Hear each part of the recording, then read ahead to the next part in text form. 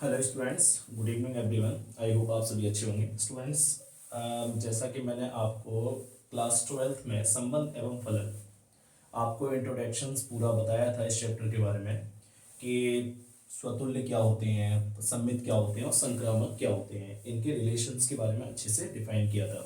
तो स्टूडेंट्स, आज प्रश्नावली 1.1 को सॉल्व करते हैं।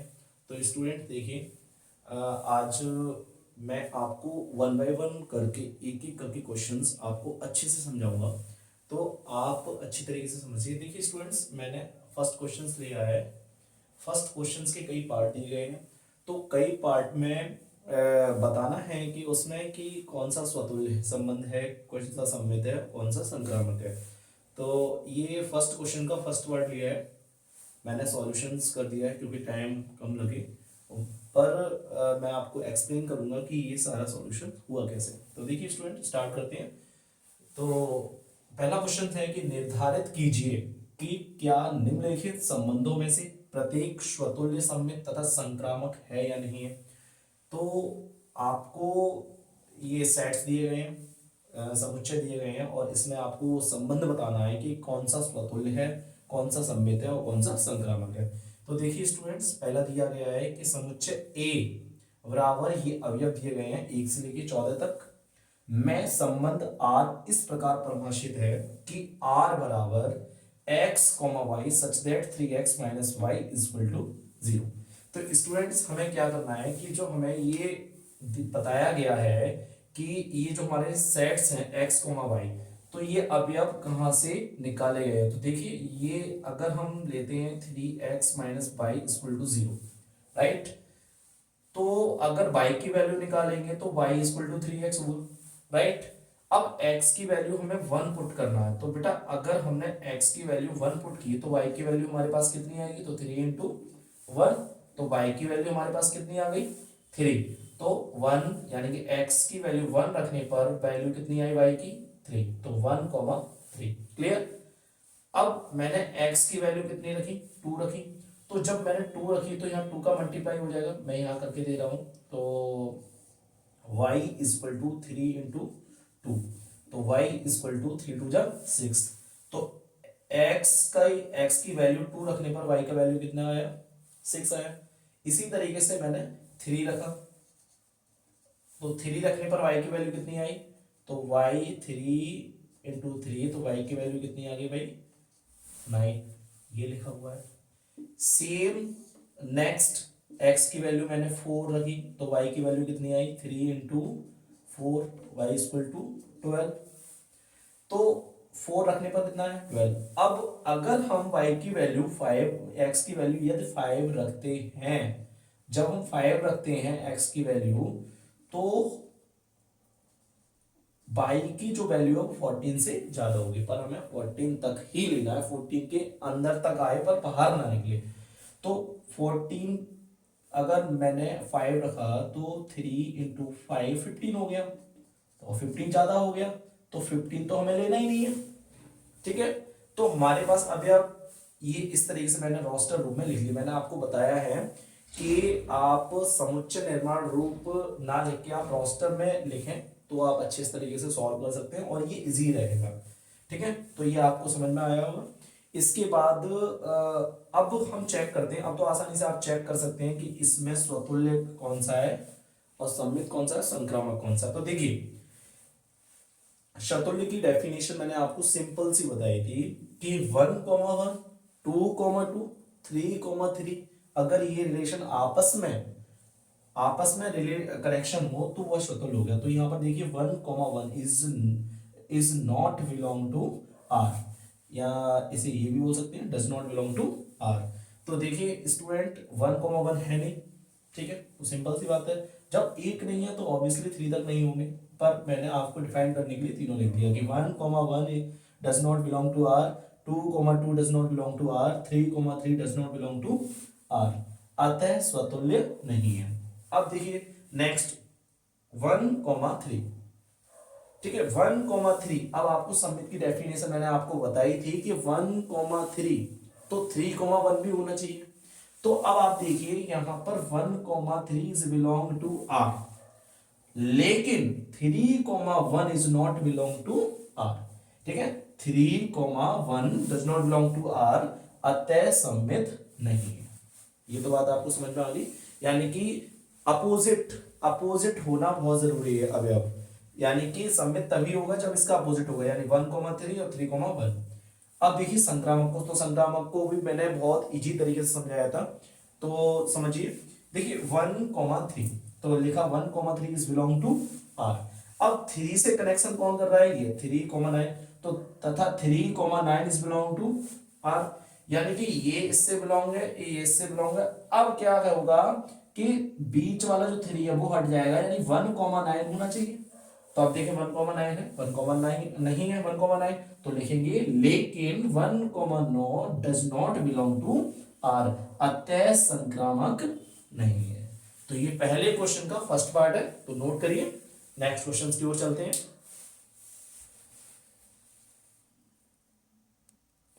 देखिए स्टूडेंट, फर्स्ट क्वेश्चन का सेकंड पार्ट है ये। तो देखिए इसमें क्या है कि प्राकृत संख्याओं के समुच्चय n में r is equal to inverted comma sorry middle bracket x comma y such that y is equal to x plus 5 तथा x is less than four द्वारा परिभाषित है। तो देखिए स्टूडेंट, मैंने ये सॉल्व कर दिया है, पर मैं आपको एक्सप्लेन करूंगा कि किस तरीके से ये सॉल्व हुआ है। तो देखिए जो मैंने ये रोस्टर रूप लिखा है, ये किस तरीके से लिखा है। तो देखिए जो y is equal to x plus 5 दिया गया है, राइट। अब इसमें आपको अवयव से यानी समुच्चय के अवयव बनाने हैं। तो देखिए y की वैल्यू x प्लस 5 और x की वैल्यू आपको ध्यान रखना है कि 4 से अधिक ना हो। तो आपको पहले x का मान कितना लगाना है, 1 लगाना है। तो यदि x इक्वल टू 1 लगाएंगे तो y की वैल्यू कितनी आएगी, 1 प्लस 5 इक्वल टू 6। तो आपको यहां मिल गया 1.6। दूसरा x की वैल्यू यदि आप 2 लगाएंगे तो y की वैल्यू कितनी मिलेगी, 2 प्लस 5 इक्वल टू 7, तो 2.7। फिर x की वैल्यू 3 लगाएंगे तो आपको 3 और 5 y की वैल्यू 8 मिलेगी। तो आपका अगला अवयव हो जाएगा 3,8। ठीक है स्टूडेंट, तो आपको समझ में आया ये किस तरीके से मैंने निकाला। अब ये देखते हैं कि रिलेशंस कैसे बन रहे हैं। तो देखिए पहला मैंने आपको बताया था कि 1,1 होना चाहिए, 2,2 होना चाहिए, 3,3 होना चाहिए। क्या दिख रहे हैं, नहीं दिख रहे हैं, तो लिख सकते हैं। देखिए स्टूडेंट, आपको इस तरीके से एग्जाम में जरूर लिखना है। अगर आप इस तरीके से लिख के आएंगे तभी आपको मार्क मिलेंगे, अन्यथा नहीं मिल सकते हैं। क्योंकि एग्जामिनर क्या देखते हैं कि स्टूडेंट्स का करने का तरीका कैसा है, प्रॉपर भी कैसा है। ठीक है, तो 1,1 does not belong to R, यानी 1,1 नहीं है, 2,2 does not belong to R, 3,3 does not belong to R, अतः स्वतुल्य नहीं है। देखिए 1,6 इज बिलोंग टू आर, 1,6 है व्हाट, लेकिन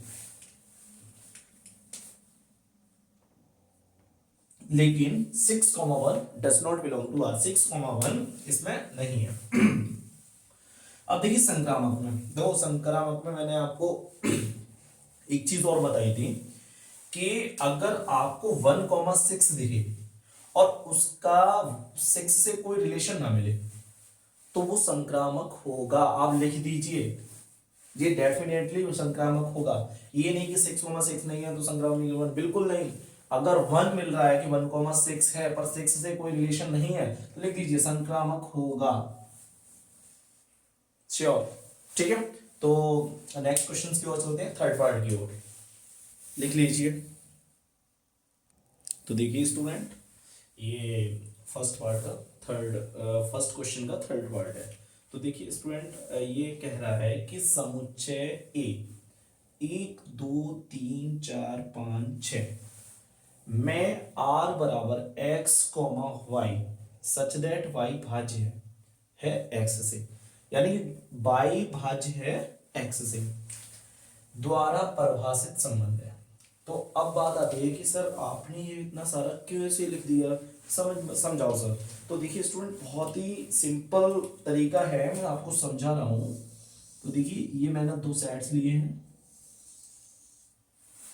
ठीक है।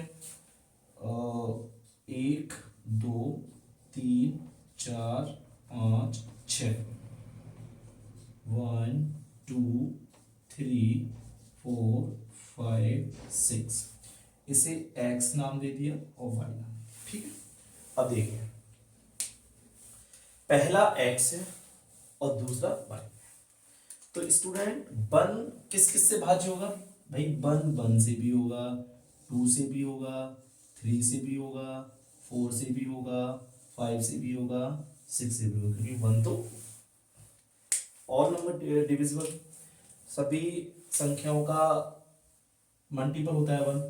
अब टू किस किस से डिविजिबल है, तो देखिए टू से हो, टू फोर से है और टू सिक्स से है, ठीक है स्टूडेंट। इसके बाद जो थ्री किससे डिविजिबल है, थ्री से है और थ्री सिक्स से है। इसके बाद फोर किससे डिविजिबल है, तो फोर से है, सिर्फ फोर से है। फाइव किससे डिविजिबल है, फाइव से डिविजिबल है और सिक्स से डिविजिबल है, ठीक है स्टूडेंट। अब ये जो सेट्स बने हैं, अवयव बने हैं, तो देखिए 1, 1, 2, 1, 3, 1, 4, 1, 5, 1, 6, यानी कि ये वन सब लिख लिए। फिर टू से डिविजिबल है, टू फोर से डिविजिबल है, ठीक है। फिर टू सिक्स से, थ्री से, थ्री सिक्स से, फोर फाइव, ठीक है, ये लिखिए। अब देखिए स्टूडेंट, अब रिलेशन देखिए 1, 2 और 3 जिस समुच्चय में होते हैं वो समुच्चय स्वतंत्र होता है, मैंने आपको बताया था। तो देखिए 1 है ये रहा, और 3 है, और 2 है, 4 है, 5 है, 6 है, जितने भी अवयव है सभी का सेम से है। तो ये क्या है, यहाँ लिख देना डॉट डॉट डॉट और भी है, ये संबंध अतः स्वतंत्र, यानी 1, 1 is belong to R, 2, 2 is belong to R, 3, 3 is belong to R, 4, 4 is belong to R, 5, 5 is belong to R, 6, 6 is belong to R, अतः स्वतंत्र है। अब सम्मित देखते हैं, तो 1, 2 is belong to R, यानी 1, 2 is belong to R, ये दिया गया। अब 2, 1 है इसमें, मुझे तो कहीं नहीं दिख रहा, तो 2, 1 is not belong to R, 2, 1 does not belong to R, अतः सम्मित नहीं है। अब बात करते हैं संक्रामक। अब एक प्रश्न आ रहा होगा कि सर आपने की कैसे लिख दिया है डायरेक्टली, तो देखिए मैं समझा रहा हूं स्टूडेंट्स।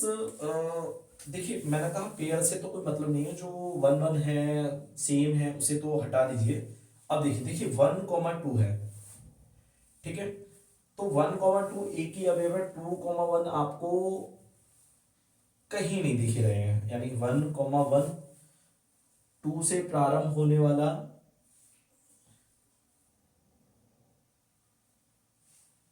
ठीक है, 1, 2 है और 1, 3 है, 1, 4 है, 1, 5 है, 1, 6 है, ठीक है। इसके अवयव उसमें, यानी कि ये सिंगल डिजिट है, सारे सिंगल डिजिट है, और सिंगल डिजिट जो भी होते हैं, मैंने कहा जितने भी डिजिट होते हैं वो संक्रामक होते हैं, तो आप संक्रामक लिख दीजिए, ठीक है। तो नेक्स्ट क्वेश्चन की ओर चलते हैं। देखिए स्टूडेंट, फर्स्ट क्वेश्चंस का फोर्थ पार्ट में थोड़ा थ्योरी है समझने के लिए। इसमें क्या है, आपको थ्योरी समझना है। वैसे ऐसे एग्जाम्स में ज़्यादा क्वेश्चंस नहीं पूछे जाते हैं, पर उसके बाद भी आप समझ लीजिए।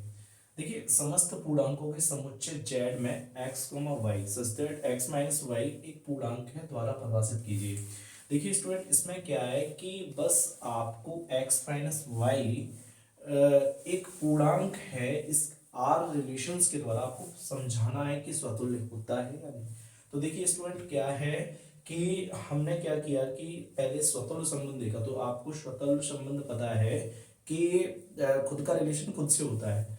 तो x, x को अगर घटाते हैं तो क्या होता है, 0 होता है, तो एक पूर्णांक आएगा, ठीक है। जब पूर्णांक आएगा, जैसे भाई x माइनस वाई लिखा है, तो y की वैल्यू x ही रखी, तो x माइनस एक्स में से अगर घटाते हैं 0, तो एक ही पूर्णांक आता है। तो जब ये पूर्णांक आ रहा है तो x, is belong to r, तो ये क्या होगा, स्वतंत्र संबंध होगा। अब सममित पे देखते हैं, तो मैंने क्या किया कि x minus y is belong to r लिया, तो x माइनस वाई क्या है, एक पूर्णांक है। अब इसमें क्या किया कि जो x माइनस वाई था हमारा, यानी कि x माइनस वाई को यहां पर के पुट किया। जब के पुट किया तो के क्या है, k is belong to z. Z देखिए ये जो मैंने क्या किया यहाँ पर, ये x माइनस वाई था, यहाँ पर मैंने माइनस कॉमन लिया, या आप ये भी कह सकते हो कि माइनस वाले पद को आगे किया और x वाले को पीछे लिया, तो माइनस बाहर कॉमन ले लिया। जब माइनस बाहर कॉमन लिया तो अंदर प्लस का x हुआ और माइनस x, ठीक है। तो ये माइनस इधर पहुंचा दिया, तो y minus x equal to minus का k, तो k is belong to z, ठीक है। तो y माइनस एक्स एक पूर्णांक संख्या है, तो यहां पर लिख सकते हैं कि y comma x is belong to r, तो क्या होगा, तो देखिए स्टूडेंट क्या होगा कि x कोमा y, तो y कोमा भी x होगा इज बिलोंग टू r, तो ये क्या होगा, सममित होगा, ठीक है। तो इसी तरीके से आप संक्रामक को निकालेंगे, तो ये तीनों रिलेशंस होते हैं कि स्वतुल्य, सममित और संक्रामक। आगे जितने भी क्वेश्चंस हैं आप इसी तरीके से सॉल्व करेंगे तो सारे क्वेश्चन सॉल्व हो जाएंगे। आई होप आपको समझ में आया होगा। तो चलिए नेक्स्ट जो एक्सरसाइज है उसके लिए करते हैं। Thank you.